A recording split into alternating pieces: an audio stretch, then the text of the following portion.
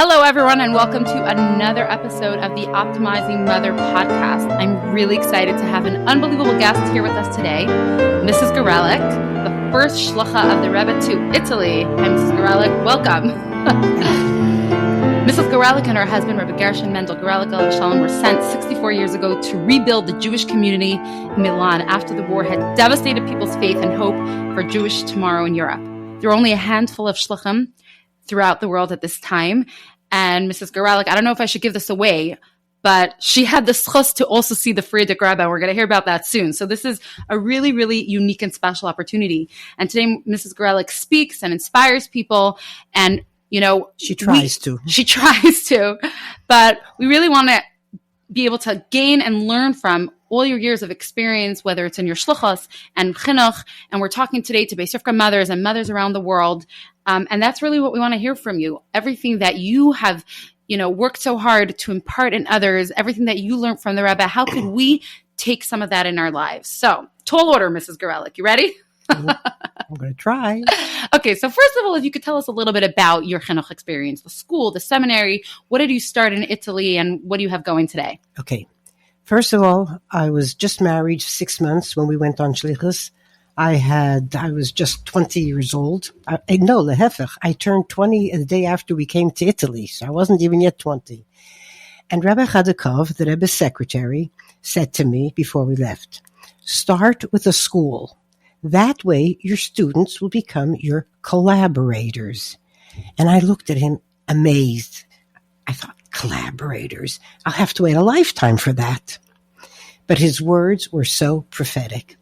I started with school. I didn't speak Italian yet.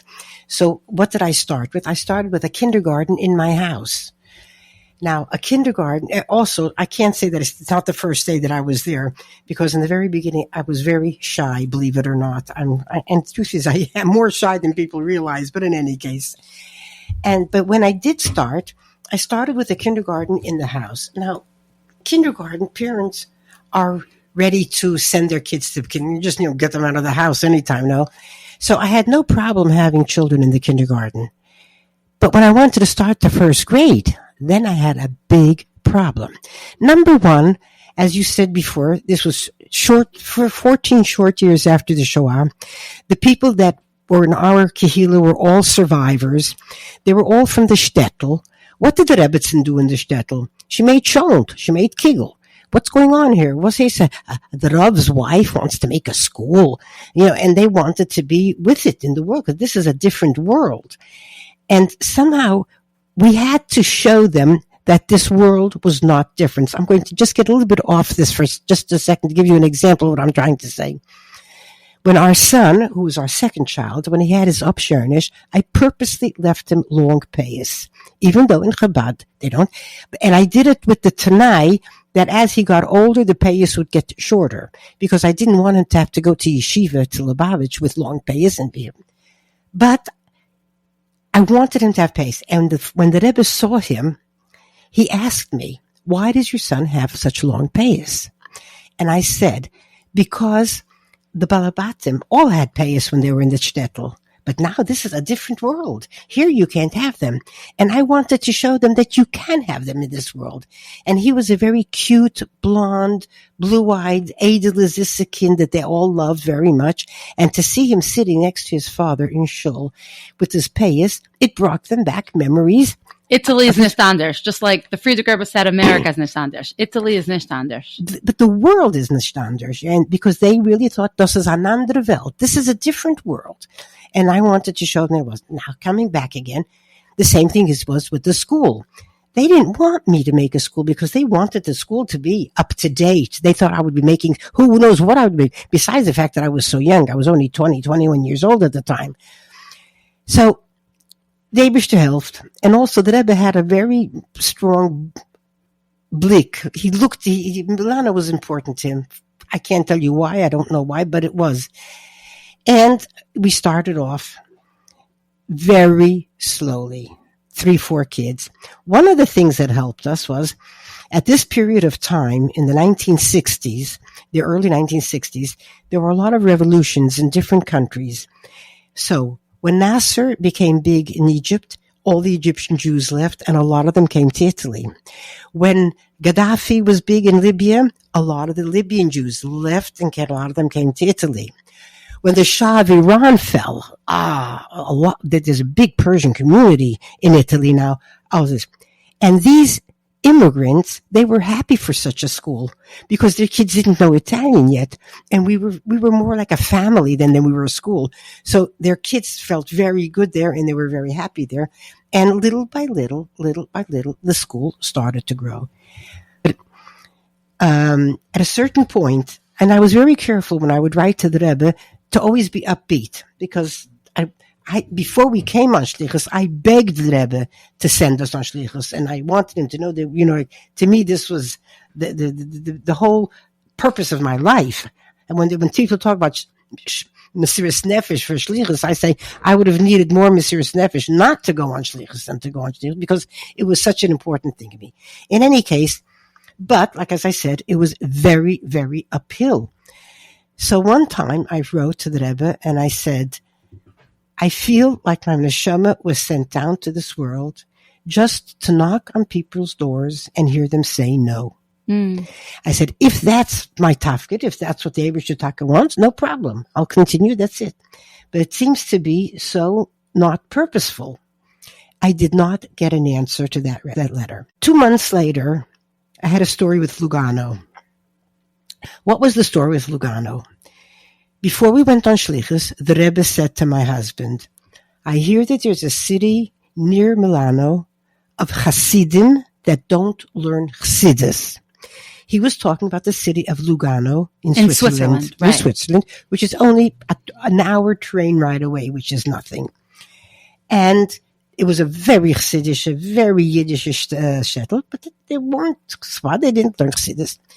My husband was never invited to come and learn Chassidus with them, but the women used to invite me to come and talk to them for Hanukkah, for Purim, for whatever it was. And obviously, every time I spoke, I prepared a sikha, and I repeated the sikha.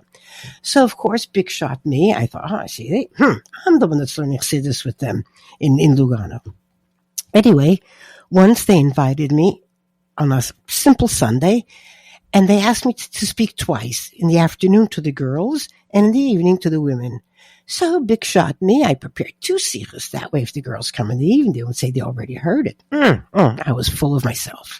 Okay, I said the first sikh in the afternoon to the girls, fine. And in the evening, I said the second sikh to the women. And I spoke for about 40 minutes, and I finished. Silence. And the ladies go, come on, talk some more.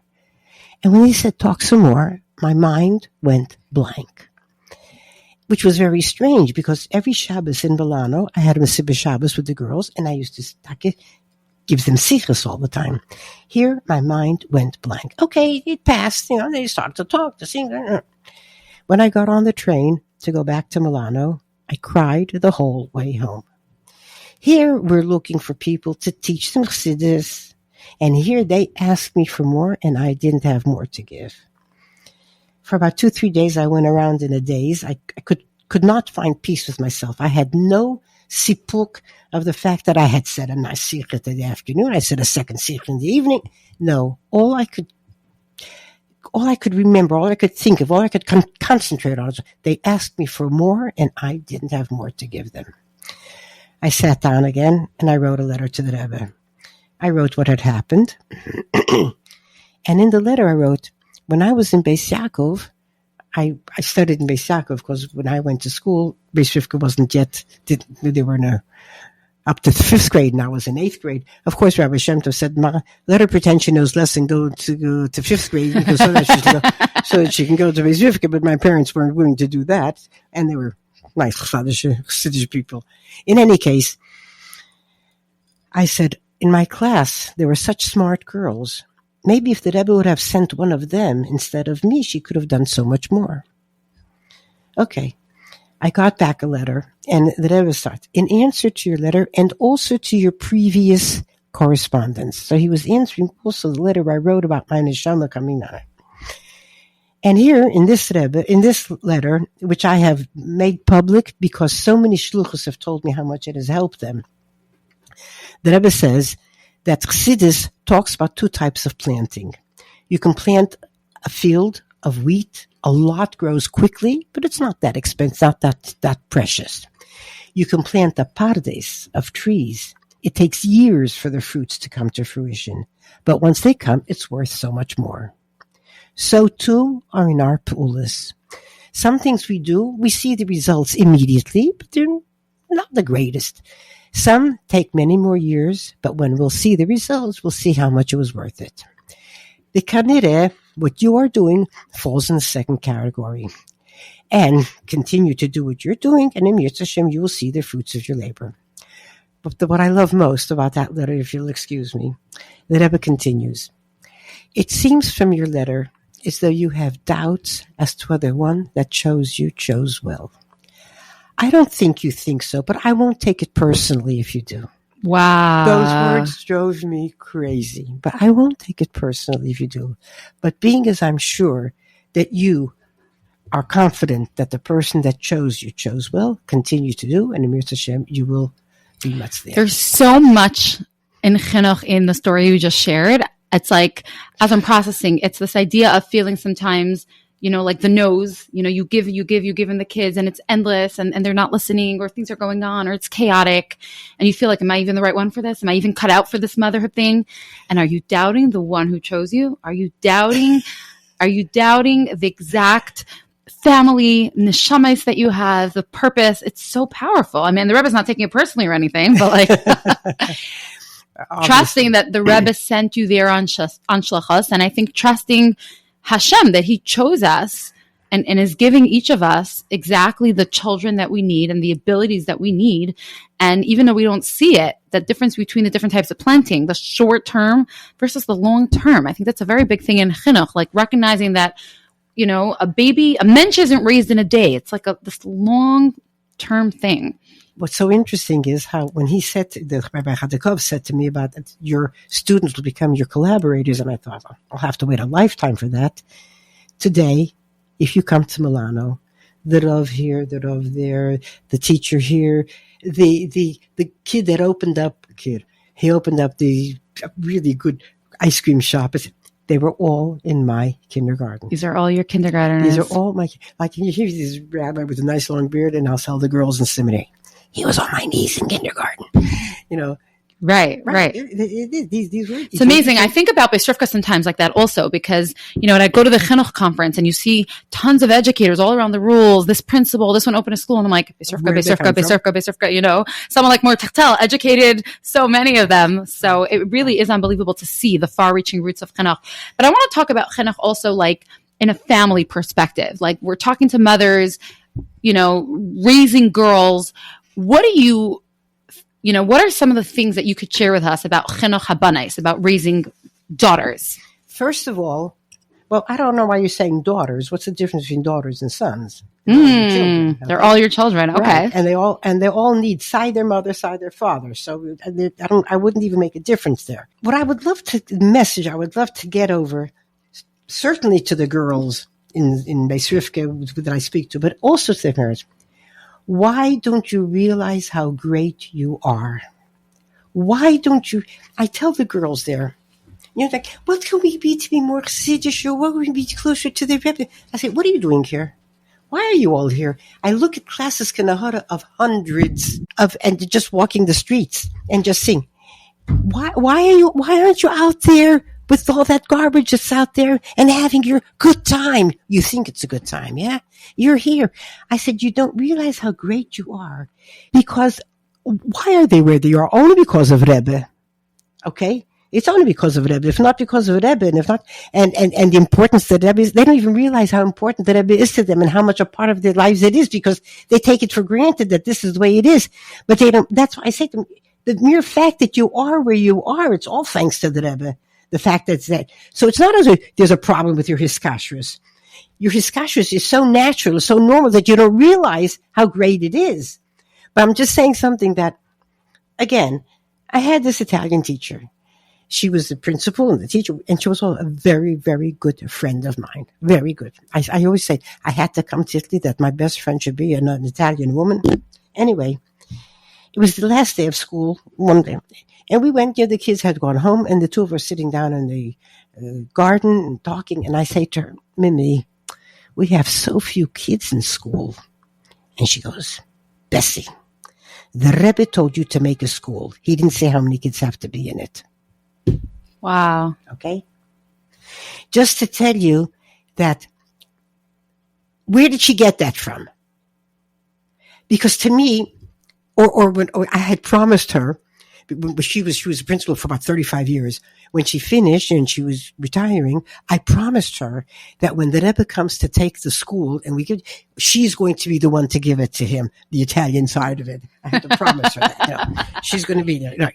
No, just to tell you that it wasn't that, the Rebbe is a part of my life, and it was my life. And it permeated everything. And I was saying it was before Gimel Tammuz, and that's what was coming up. And I came to school one day, and one of the teachers, not the Italian ones, she says, something's wrong today. I said, well, the news from New York isn't the greatest. She says, well, you do have to prepare yourself. I said, if I were to tell you that the oxygen supply of the world tomorrow is going to be turned off, how are you going to prepare yourself? I said, this is my oxygen. I can't live without it. And my biggest clap was that Gimel Tammuz happened, and I was still around. I thought I would, because I used to say before, if anything happens, I'm going with. I'm not staying here without the Rebbe, like this. In any case, though, obviously, I had to speak at the Kennes. It was after Gimel Tammuz, and I was talking about, what's life? I couldn't figure it out. And then, because people, a lot of times I get this question, how do you transmit to your children? How do you, okay. Anyway, kids were traveling then, and I said, where are you going? Oh, we're going to the Rebbe for Yom Tov, for Rosh Hashanah. Going to the Rebbe. A young girl tells me, I had such a problem, so I asked the Rebbe, and the Rebbe said, what's going on here? And my husband and I spoke about it. And I said this at that speech at the Kennes. And we came to the conclusion that you today are way ahead of us. You're way ahead. That the Rebbe was so important and so much a part of it. We saw him in front of our faces. How could you not? You had to be meshuggah not to be crazy about the Rebbe. What are you all doing? How come more couples went out on shluchas after Gimel Tammuz than before? How come the youth, they're going to 770 and the Rebbe's seat and the Rebbe's, to me, when I go to 770 and I don't see what I always saw there, I take one look, and it was there. So the first thing I want to tell you is, don't underestimate yourselves. You are a lot greater than you think. You are giving over. Tell me something. Can I know? All the Chassidish boys and all the Chassidish girls and all, where are they coming from? Who's being mechanech them? You are. Your parents are being mechanech them. You can't realize how great you are. And how are you being mechanech them? By example. Can you share a few examples or stories to illustrate what that looks like to be mechanech by example? Everything I can remember from my youth are examples that I saw, and that examples that were given without realizing that they were being examples. For instance, a scene that I have in front of my eyes, as though yesterday, I am today a very delicate 85-year-old, okay? The story that I'm going to tell you, I was maybe 8 and maybe 7, okay? I wasn't 10. My oldest brother, Zalman, he was 20 at the time. If he was 20, so I was about 10. That's a 9. Okay. The Lubavitchers had just come out of Russia. This was in 46. I was only 8. Okay, so he was younger than 20. He wasn't 20. Anyway, the Rebbe, the Friedrich Rebbe, was sending 2 Bochrim to Paris to give chizuk, to make, because these Lubavitchers, they came out of Russia clandestinely, practically. They came out as Polish citizens. My husband was a Bocherl then, young boy. On his paper, he was born in Poland. I don't have to go into all of that, that Lubavitcher history. In any case, my mother did not want my brother to go. Because in those days, for a bacher to go to yeshiva was a big spiel, 1946 in America. He didn't have his smicha yet, and she was afraid if he goes out of yeshiva, he's not going to go back in. Okay, so here's the scene. My mother is crying. She thought that the Rashag was sending them. Let him send his son. Why does he have to send my son? Of course. My father says, okay, let's call New York and find out who is sending them, who chose them to go. Telephones then are like this, real old-fashioned, My mother's crying. My father's on the phone, and I'm on the floor listening to the radio to the Lone Ranger. They don't even see me there. So obviously they weren't acting for me. And I'm watching this scene, and my father turns to my mother. He was talking to Rabbi Simpson, if I'm not mistaken, and he says to my mother, 3 words. Das kommt von Rebbe. It's the Rebbe that chose him. How long does it take from the time you touch the turn on the light? The light switch. The light switch. How long does it take from when you touch it and the light goes on? Automatic. It's That's instant. Exactly how long it took for her to stop crying, and she's getting him ready to go. Das kommt von Rebbe. That's all she heard. Okay? She wasn't playing games or pretending because I was there. She didn't even see me there. It's over 70 years that this happened. I see it in front of my eyes like it would have happened today. Okay? That was my mother's reaction. Das kommt von Rebbe. She didn't need more than that. Okay? These were things that my parents, the way they lived, they never preached Rebbe. They didn't even talk. They talked about the Rebbe if they were talking about something, but never, to make a speech to teach us something about that. No. They lived it. I remember my brother Zalman became a chassan, and he was getting married in Kislev, and my sister Kenny was also a Kala, so my father wanted her to get married in Adar, and the Rebbe said no, she should get married in Kislev. And Taka, that Yud Shvat, had she not gotten married in Kislev, wow, after Yud Shvat, a month later. Okay, so the day of my brother's chassanet, we all went in on Yechidus to the Frierdiker Rebbe. That was when I saw the Rebbe. Actually, there are other stories. I can't go into all the stories. Okay, so we went in on Yechidus, and the Rebbe was sitting. My father was standing opposite the Rebbe, and the Rebbe, his lashon wasn't very clear, so he said, and my father repeated word for word what he said, to show that he understood it. And then after it finished, the Rebbe, with his finger, called over my sister, the Kala, and he spoke to her. I didn't understand anything. I wasn't even listening. I didn't realize what the whole scene was all about. But when we went out, my sister was flying high, because she understood the Rebbe without my father repeating the words. And the Rebbe then had spoken to her about the Yetzer Hara. Women, Kalas, were not covering their hair. And he was talking to her about the importance of getting a sheitel. She had already ordered her sheitel. She already had her sheitel. There was not a problem. But she was flying high because the Rebbe spoke to her, and she understood by herself. Just going on the same thing, not 2 months later was Yud Shvat. Well, you can imagine our house, what was going on in Yud Shvat. Anyway, we were in Pittsburgh, and my father and mother, my sister and brother-in-law all went to New York for the Levaya. I was there. But I remember different things, but I'll just tell you one thing. After they came back, my father sat shiva, and like all the chassidim did and stuff like that. But anyway, when they started to talk about making the Rebbe, my father came to Lubavitch. He was brought to Lubavitch by Rebbetzin Bassie Garelik. Just for our listeners who don't know, who's your father? Rabbi Shalom Poizner. And Rebbetzin Bassie brought him before his bar mitzvah. And because it was Rebbetzin Bassie that brought him, they didn't even give him a bechina. They took him immediately into yeshiva. So he was there by the Rebbe Rashab. He was there by the whole Nesius of the Frierdiker Rebbe. And now, when they were talking about to crown the Rebbe, He was one of the first that was ready to do it. My sister, who was so crazy about the Frierdiker Rebbe, she was crying, and I can remember this so vividly. She was crying, and she said to my father, "Wie kann man so schnell vergessen? How can you forget so quickly? You're making another Rebbe." And my father explained to her, it's not an inyan of forgetting. It's an inyan of hamshacha.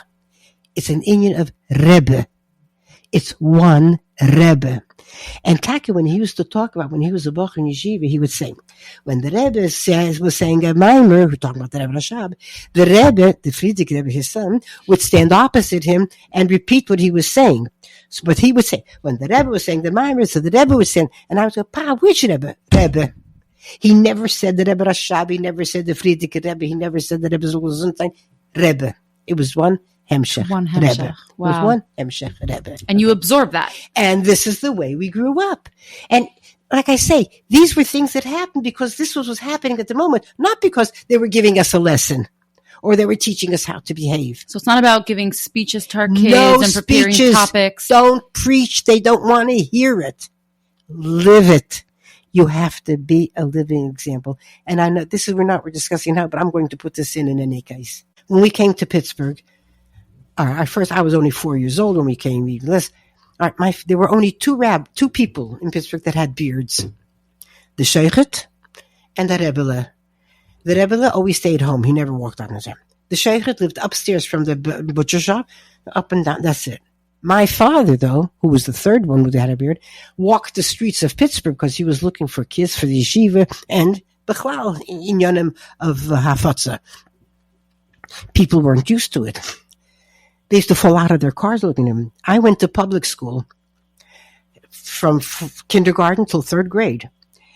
And the kids asked me, "Is your father Santa Claus?" Who else has a beard? "Is your father 100 years old?" Who else? Well, I was ashamed to walk down the street with my father because even people from the cars would practically fall out of the cars. Okay. The Rebbe, the Frierdiker Rebbe, would be sending Bachrim to Pittsburgh to teach in the yeshiva.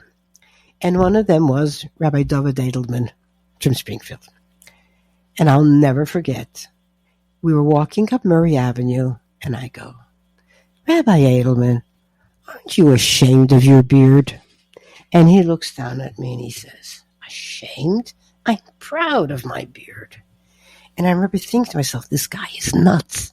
He doesn't have the brains to be ashamed. He's even proud. Which means that my reaction was, but the words that he said were said so tamimistically that they were absolutely burnt into my heart. And I see them, I must have repeated this episode 2 million times already. Certainly if I ever meet anyone from his family, I must tell it. Because the way he said it and how proud he was, a bacher, how old was he then? Maybe 20, maybe not. That he should be proud in America in the 1940s of his beard. Only a Lubavitcher boy. There were some Rosh Yeshivas and other yeshivas that didn't even have beards. So it wasn't as though it was a given. It was a given. And again, this was said with so much Yiddishkeit, and it burned such a impression into my heart that I live with it. It's amazing. It's amazing the power of living it, of being the role model. Listening to this podcast is a lot of mothers. And the truth is that sometimes the day-to-day mothering could be hard and not so glorious. And there's fights and there's suppers and there's meals and there's kids screaming and there's tantrums. I'm wondering if you have any words of chizuk for young mothers, old mothers, dealing and navigating so many of each individual child's, or even in general, having a big family with all the, challenges that it comes with it. What are some words of chizuk that you could share with us?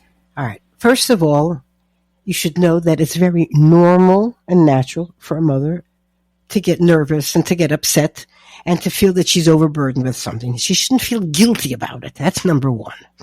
Number two, I think the most important thing is kids should know that their parents love them and support them.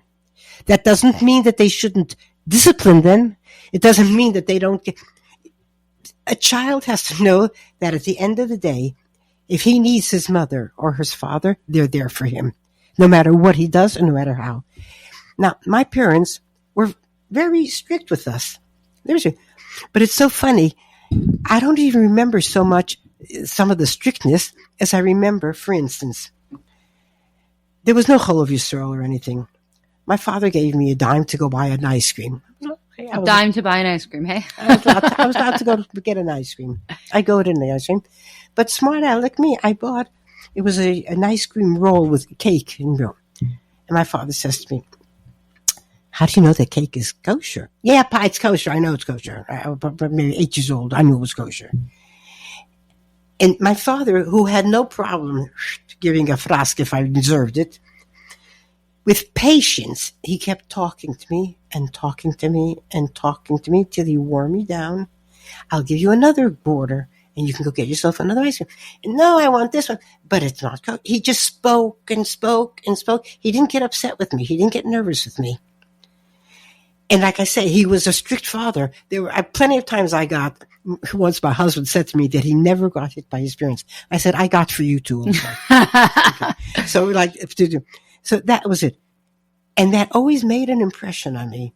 How my father, because he wanted to get across to me how important this Inyan of kashrus was, he did it with so much patience. Another time. And you felt the love. Oh, for sure. For sure. I couldn't have told you that at the time. Now when I think about it, I realize that. But I mean, how does an 8-year-old, 9-year-old be able to analyze how their parents are behaving? What I said before about a child knowing that they always have their parents supporting, that's something they realize without even knowing. Maybe they can't even verbalize it, but they feel it. And they should know that they have that. You know, that coming home to your mother and father, you're coming home to somebody, you know.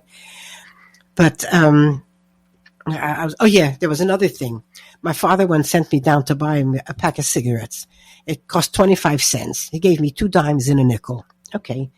I went to it was in the grocery store, a family store. I put in the 2 dimes. I figured, let me try. I put in the 2 dimes. I pulled. Out came the cigarettes. I run home. Pa, I got you cigarettes for 20 cents. Where do you get cigarettes for 20 cents? I told him. I put in the 2 dimes. He says, that's not honest. That's stealing. Take the nickel and put it back in the machine. Wow.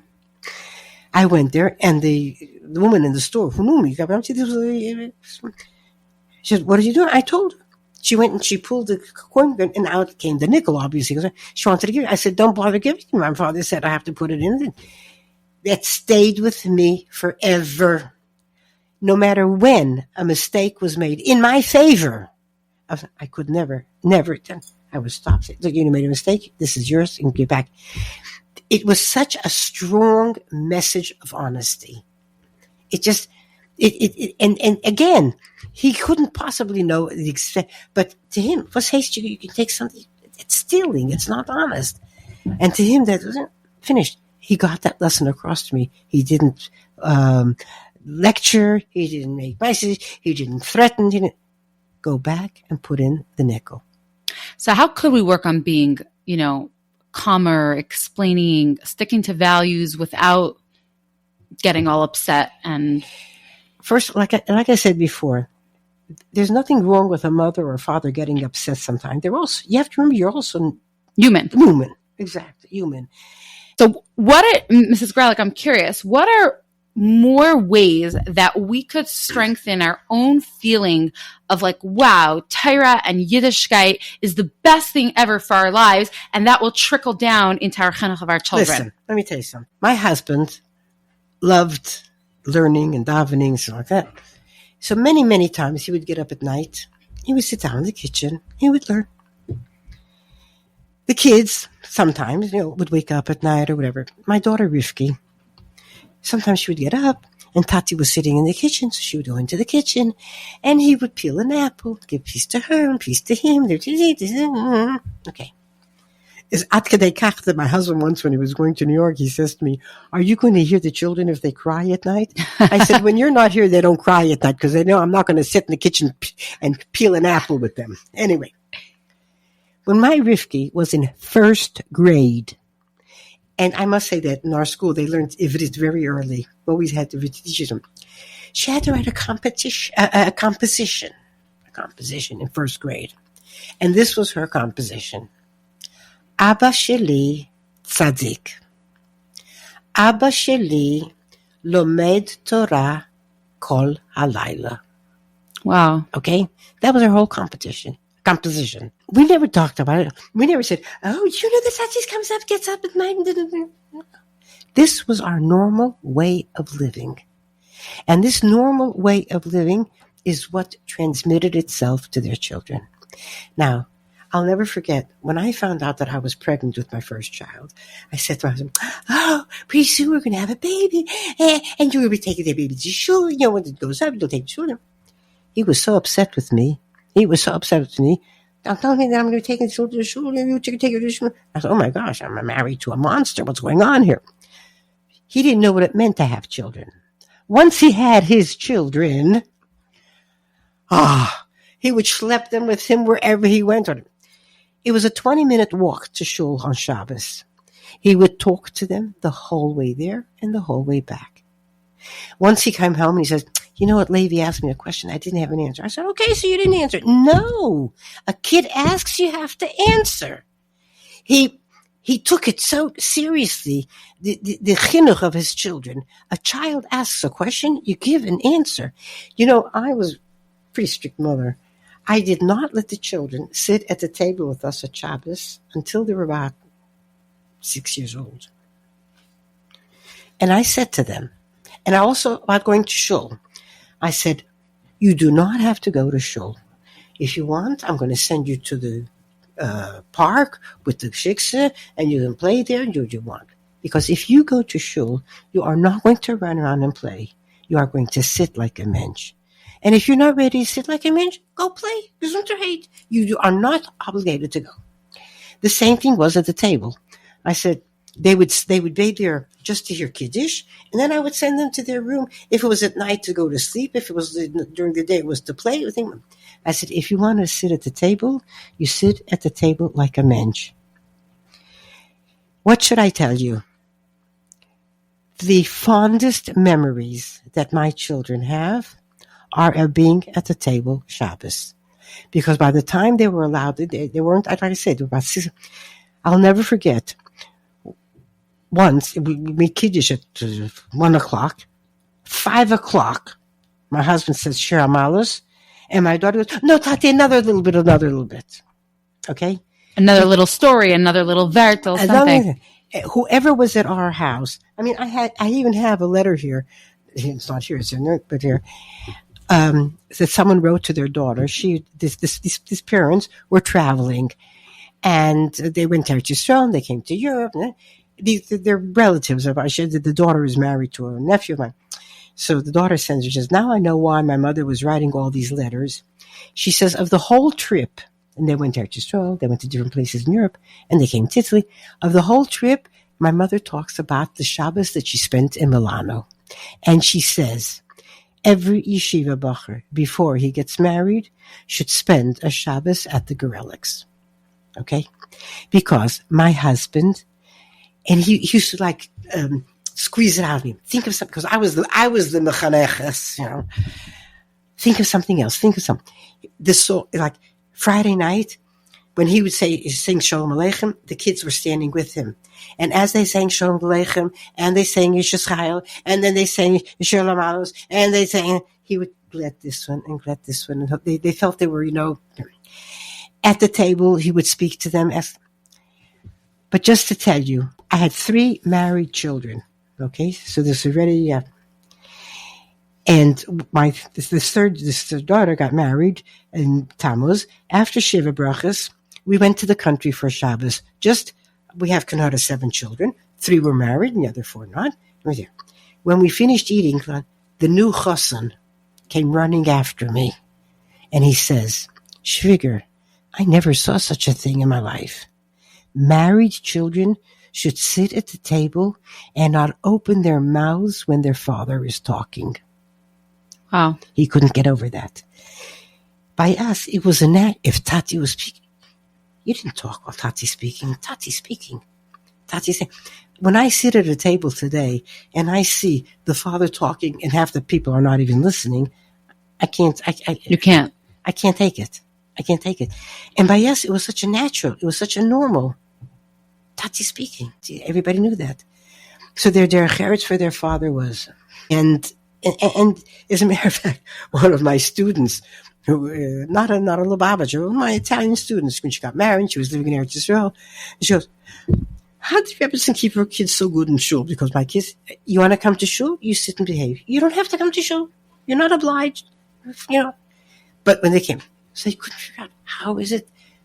Boys, till this day, my daughter, who was almost a great-grandmother, she says she can't talk in shul.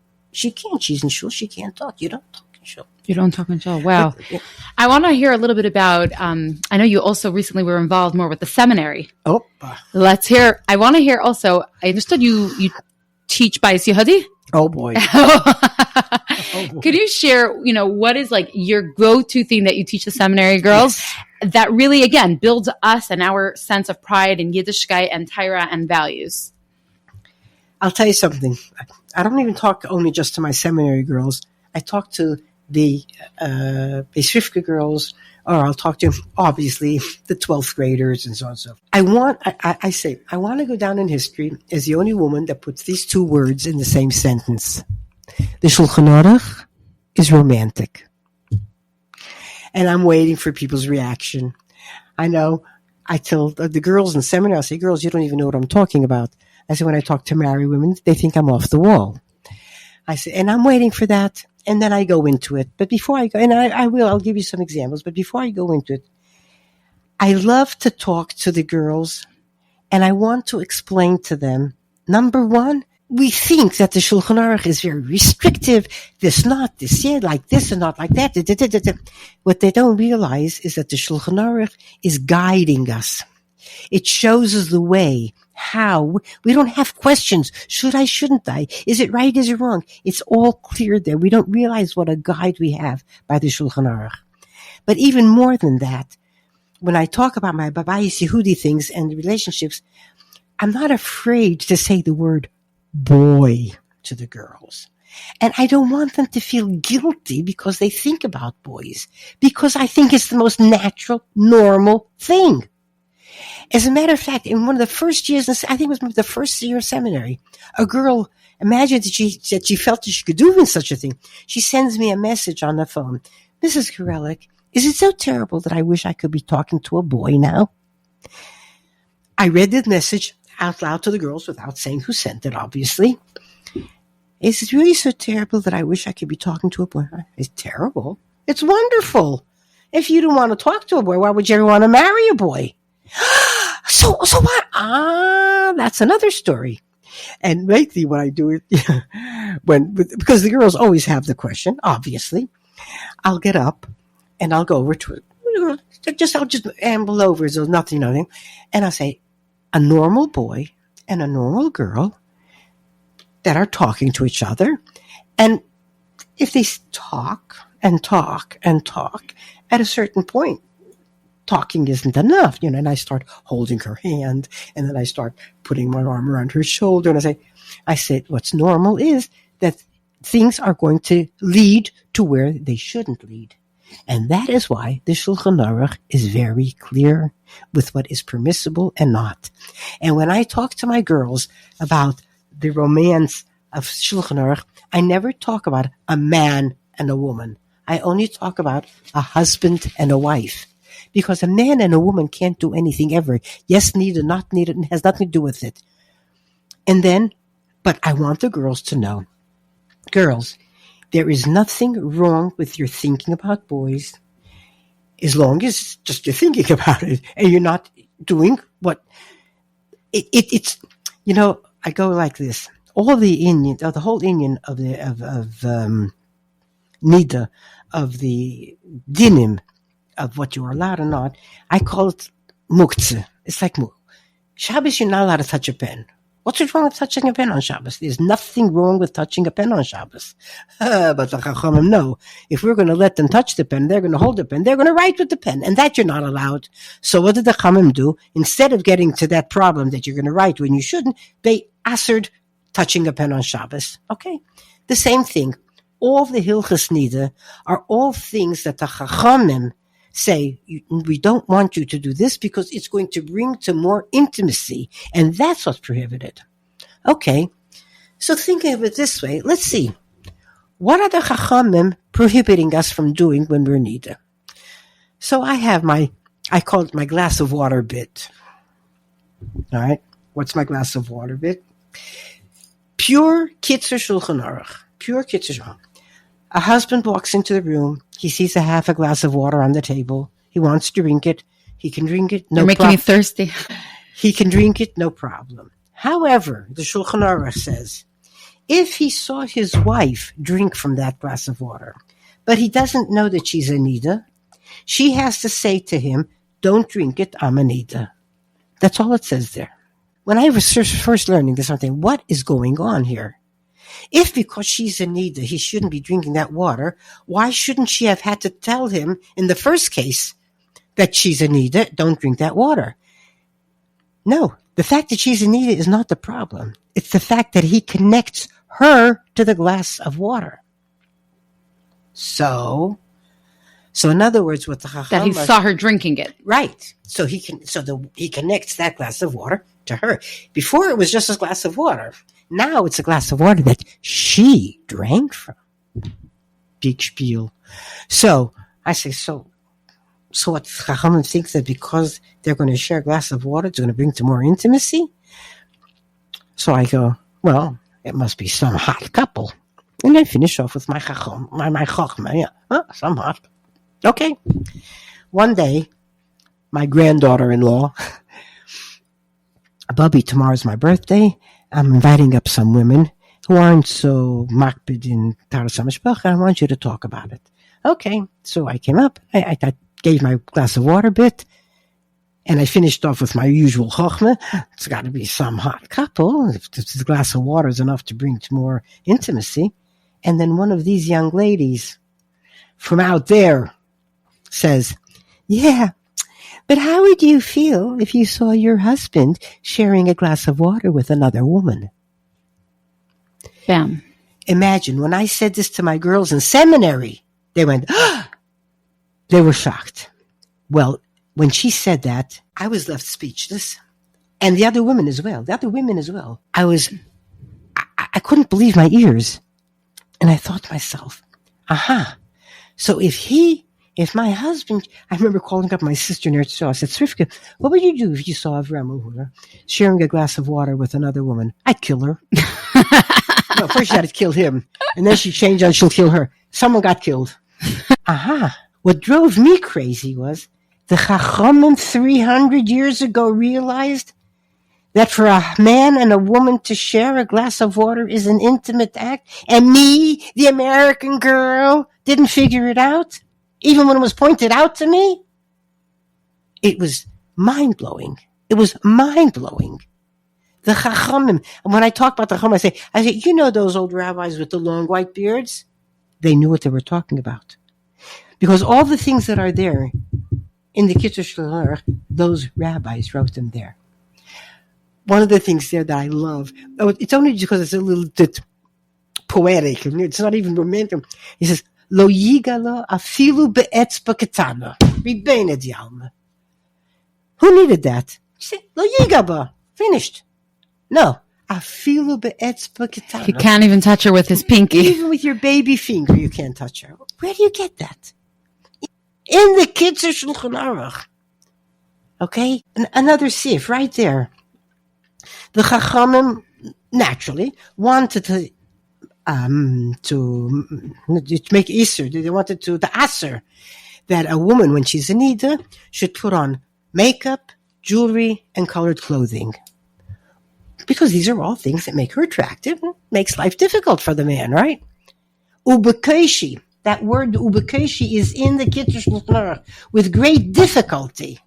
Hitirula, they permitted her to put on makeup and jewelry and clothing, her husband shouldn't look at her with a lack of respect, with a lack of desire, because we know what we look like when we get up in the morning.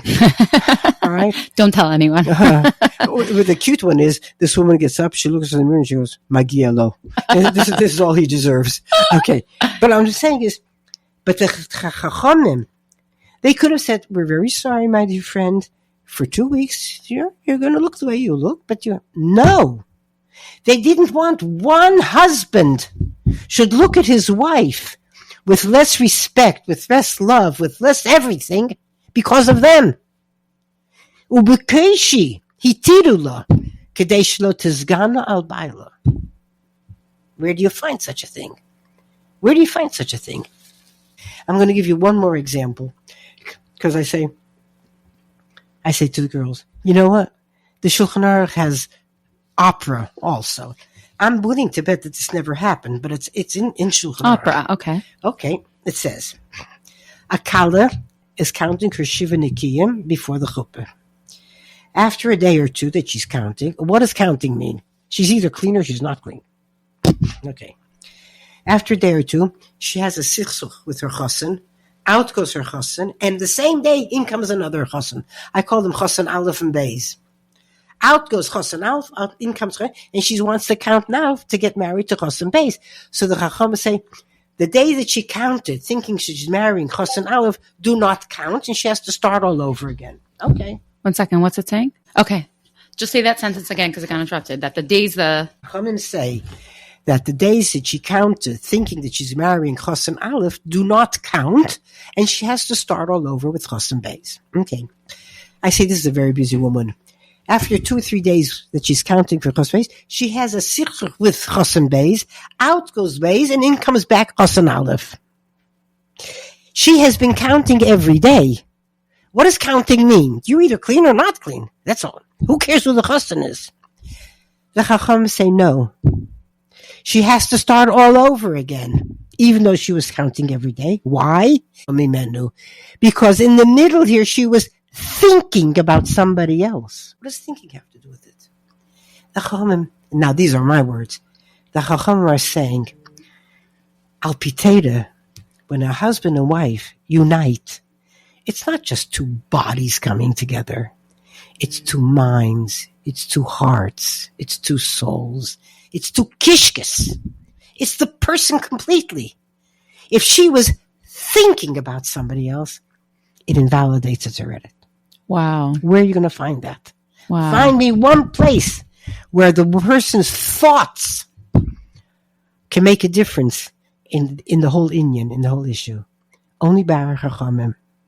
But I must add this one thing more again. I want to make it as beautiful as it is, and as romantic as it is, and as desirable as it is, etc., etc., etc.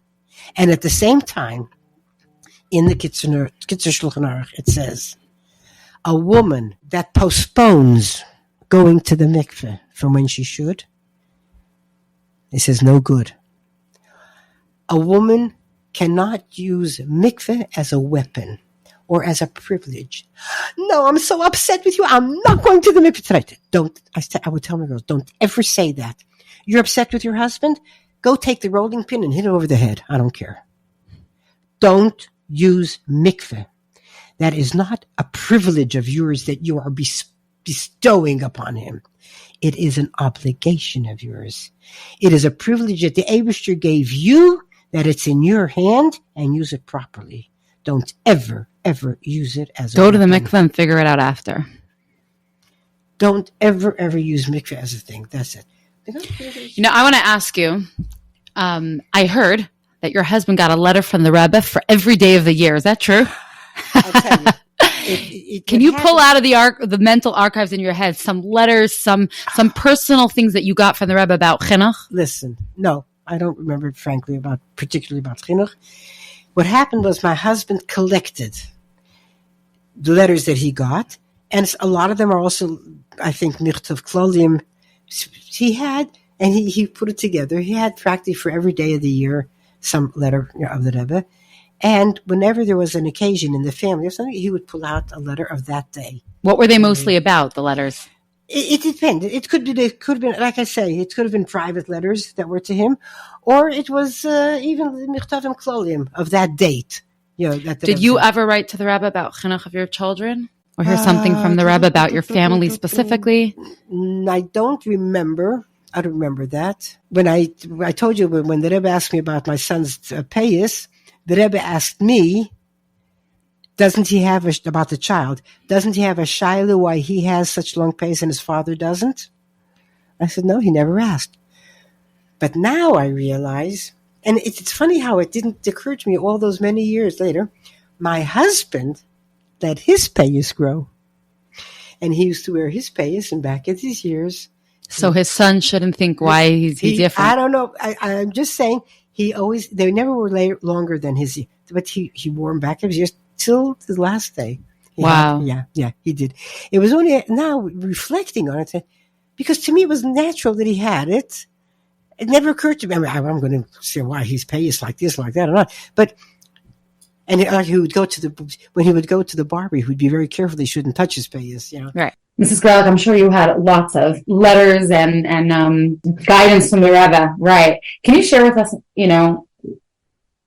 a time in your life where you weren't sure what to do and you turned to the Rebbe and the guidance that you got? Interestingly enough, I didn't have any doubts, but I had a very close friend in Beis Yaakov, and I used to be in her house very much. Her brother went to Torah Das, and so we were just friendly.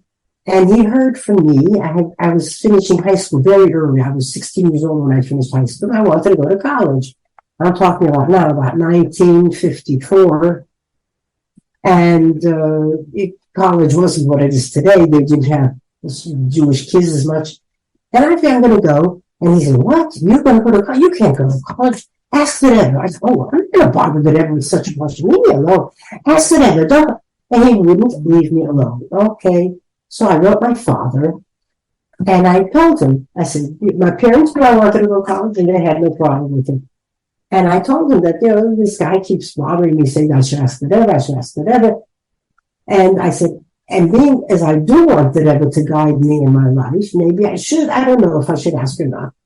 Okay, my father never answered me. One day I get a letter in English from the Rebbe addressed to me. And the Rebbe says that it's short 10 years after the Shoah. We lost never so many of our people. After that every Jew today has the obligation not to just do what he has to do for himself, but he has to help make up for all those Jews that never aren't here now. So if we're so busy with all that, there is no time even to go to college, etc. And the Rebbe says, I hope you will do this not just because you want to be guided by me as you told your father, but because this is a reflection of your own feelings. And I hope you will also have hashpah on your friends as well. And I was very amazed. I couldn't understand where this letter was coming from. And I asked my father, because how does he know that I told my father what I want? And you won't do it just because you want to be guided by me as you told your father. How does he know I told my father such a thing? So then my father told me that when he got my letter, he took my letter and sent it straight to the Rebbe. Wow. So the Rebbe saw how the way I spoke to my father, so that it wasn't. So interesting. That's really the goal of chinuch, that our kids shouldn't do things because we tell them, but because they do it. Like that the Rebbe wanted you to do it for you, not because he said. Right. I hope you will do it because this is a reflection of your own feelings and not just because you want to be... In English. English. The Rebbe only wrote to me in English. I would write in Yiddish and he wrote to me in English. Wow. Yeah. Can you share that what you just said about that this is to the woman? I want to ask you, remember in the beginning of the podcast about chinuch abundance and you said girls or boys are equal? Where does this come from, this, strong belief that educating our daughters with chassidus and with learning is just the same like the boys? First of all, the Rebbe gave, in everything, I saw in so many ways how the Rebbe gave importance to the woman. I always say to my girls, the biggest women's liberator in history is the Rebbe, because the feminist movement did not. I have an article not from Time magazine, from Newsweek, in 1990, the failure of feminism. It says feminism didn't liberate the woman; it liberated the man. Now the men don't feel that they have to take care of the women. women, they're equal. Go take care of yourself. And even the Rebbe says that the whole feminist movement was almost a movement of turning women into men. What was even the Jewish women? Why can't we put on tefillin? I said, why do men have to? Because we don't wear tefillin. I said, does your boyfriend wear tefillin? Does your husband wear tefillin? Why are you fighting for what they don't want? Because the women of the wall, they have to take a Sefer Torah to the Kesel once a month to show the what, and put on their talesim backwards and hold the Sefer Torah back. Why? Because they don't realize how important the woman is in Yiddishkeit. And the Rebbe always did it. The Rebbe put the woman on a pedestal. The Rebbe is just as worried and is about the chinuch and the place of the woman and the girl as he is about the boys, if not even more. Because the woman is the akeres habayis. And if she is going to be the way she should be, everything is going to be that way. And the Rebbe, when my husband went back the first time, I think I told you the story already, he went back the first time, the Rebbe asked him to write a letter and describe the relationship between us.